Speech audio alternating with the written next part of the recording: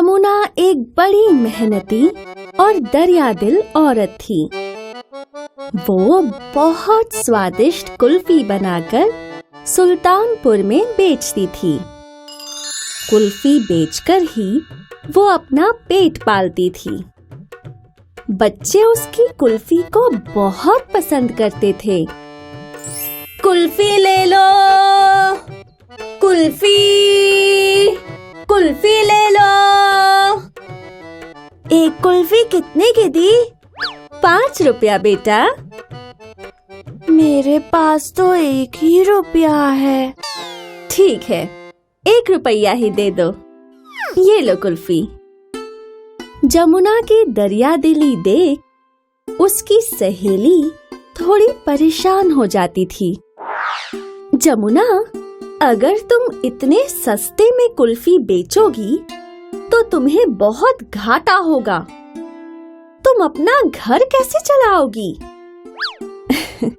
मुझे तो बस इन बच्चों को ये कुल्फी खाता देख ही खुशी होती है। जमुना को एक दिन सड़क पर गर्मी से परेशान एक कुत्ता मिला। जमुना ने उसे भी एक कुल्फी खिलाई। अब वो कुत्ता जमुना के साथ ही रहने लगा।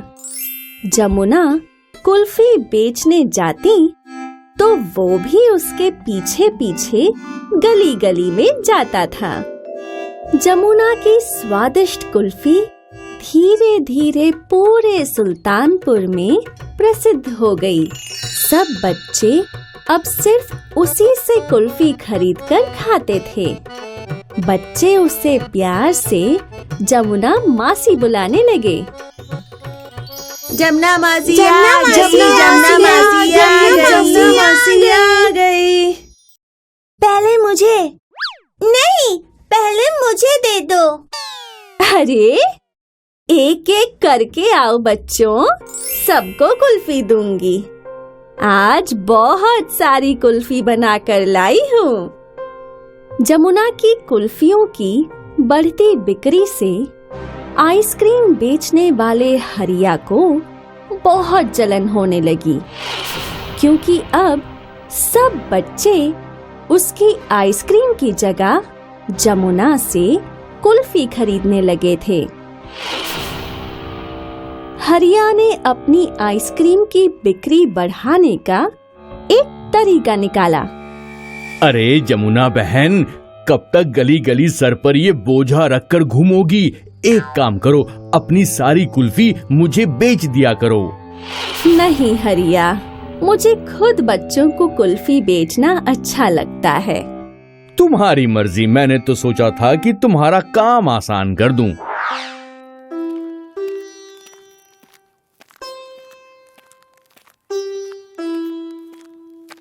इसे कुल्फी बेचने से रोकने के लिए मुझे कुछ करना पड़ेगा। जमुना कुल्फी बेचने के लिए गांव में घूमती। वो कुत्ता भी उसके साथ ही घूमता। जमुना एक गली से गुजरते हुए कुल्फी की आवाज लगाती है। तभी हरिया साइकिल पर जमुना का पीछा करता है। मौका पाते ही मैं इसे धक्का देकर गिरा दूंगा, तो इसकी सारी कुल्फी बर्बाद हो जाएगी। हरिया जमुना को धक्का देने के लिए जैसे ही नजदीक आता है, वो कुत्ता उसे देख लेता है और उसकी साइकिल पर लपक कर उल्टा उसे ही गिरा देता है। हे भगवान, ये कुत्ते मेरा पाँव छोड़ दे। छोड़ छोड़ छोड़ छोड़, बचाओ रे, अरे बाप रे, छोड़ छोड़, बचाओ बचाओ।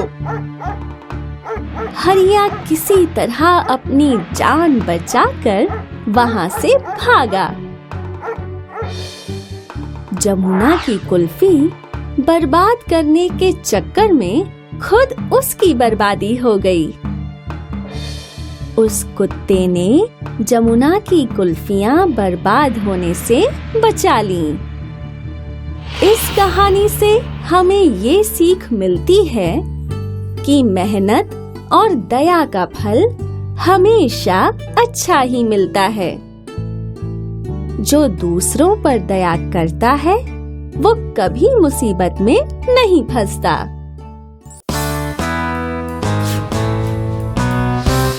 ये कहानी है विमला आइसक्रीम वाली की। विमला अपनी आइसक्रीम के लिए मशहूर थी।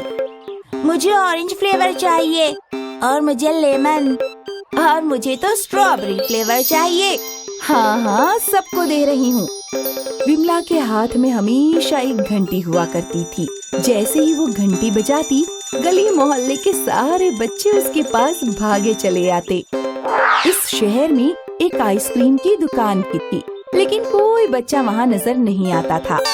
न जाने इस विमला ने बच्चों पर क्या जादू किया है, हमारी आइसक्रीम कोई खाता ही नहीं है। तभी विमला वहाँ से गुजर रही थी। अरे ओ विमला, बोलिए। ऐसा क्या खास है तेरी आइसक्रीम में? वो भला मैं आपको क्यों बताऊं? अच्छा छोड़, एक आइसक्रीम ही दे दे। आपके पास इतनी सारी आइसक्रीम है, वही खाइए। आइसक्रीम की दुकान वाला हक्का बक्का रह गया और विमला वहाँ से चली गई। अब दुकानदार सोच में पड़ गया कि कैसे वो विमला का कांटा निकाले। कोई तो रास्ता होगा इस विमला की बच्ची से निपटने का। अगले दिन फिर विमला ने रोज की तरह आइसक्रीम बना ली और आइसक्रीम बेचने निकल पड़ी।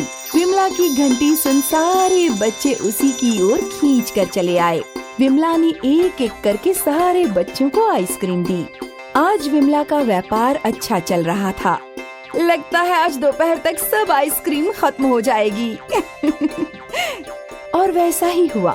विमला ने भरी दोपहर में अपनी आखिरी आइसक्रीम बेची और अब वो खाली डिब्बा लेकर आइसक्रीम की दुकान के बाहर से गुजर रही थी।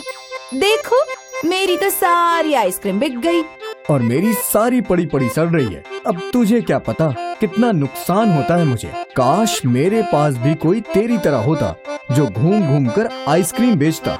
और तभी दुकानदार को एक युक्ति सूझी। सुन विमला, इसमें तेरा भी मुनाफा है और मेरा भी। वो कैसे? ये मेरी आइसक्रीम तू गांव भर में घूम घूम के बेच दे, मैं तुझे आधे पैसे दूंगा। कम से कम मेरा नुकसान तो नहीं होगा। विमला ने थोड़ा सोचा। वैसे सौदा बुरा नहीं है, लेकिन छोड़, ये ले। दुकानदार ने विमला को डिब्बे में अपनी आइसक्रीम भरना शुरू कर दिया और फिर विमला निकल पड़ी आइसक्रीम बेचने। और हमेशा की तरह बच्चों ने विमला से आइसक्रीम खरीदना शुरू कर दिया। शाम तक विमला ने सारी आइसक्रीम बेच दी थी। ये लो भाई, आज की कमाई। अरे वाह वाह, कितने दिनों से ये आइसक्रीम मेरी दुकान में पड़ी थी, तूने तो एक ही दिन में सारी आइसक्रीम बेच दी। ये ले तेरा हिस्सा। विमला को अच्छे खासे पैसे मिले और ये देख वो बहुत खुश थी। विमला अपने घर गई और आज वो खुशी से नाच रही थी। कुछ देर बाद उसके दरवाजे पे जोर जोर से ठक ठक होने लगी। विमला, दरवाजा खोलो, दरवाजा खोलो। आई। विमला ने दरवाजा खोला और देखा कि बहुत सारे गांव वाले हाथों में लाठी लिए खड़े थे। अब्बा, क्या बात है? तुम हमारे बच्चों की जिंदगी के साथ खेल रही हो। तुमने उन्हें कीड़े वाली आइसक्रीम खिलाई। नहीं, मैं भला ऐसा क्यों करूँगी? तो क्या हम झूठ बोल रहे हैं? ये देखो, ये तुम्हारी ही आइसक्रीम है ना? विमला ने वो आइसक्रीम देखी और उसे याद आया कि वो तो आइसक्रीम की दुकान वाली आइसक्रीम थी। वो तुमसे ऐसी उम्मीद नहीं थी। तुम हमारे बच्चों की जान के साथ खेल रही हो। कल से गांव में तुम्हारी आइसक्रीम कोई भी नहीं खरीदेगा।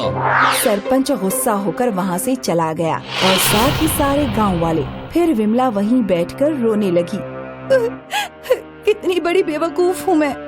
कम से कम आइसक्रीम बेचने से पहले उसे देख तो लेती। लालच ने मुझे अंधा बना दिया था।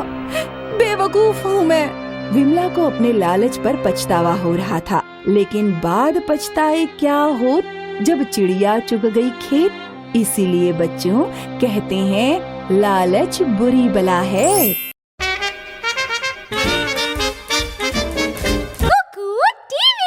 लेकिन बाद पछताए क्या हो जब चिड़िया चुग गई खेत। इसीलिए बच्चों कहते हैं लालच बुरी बला है।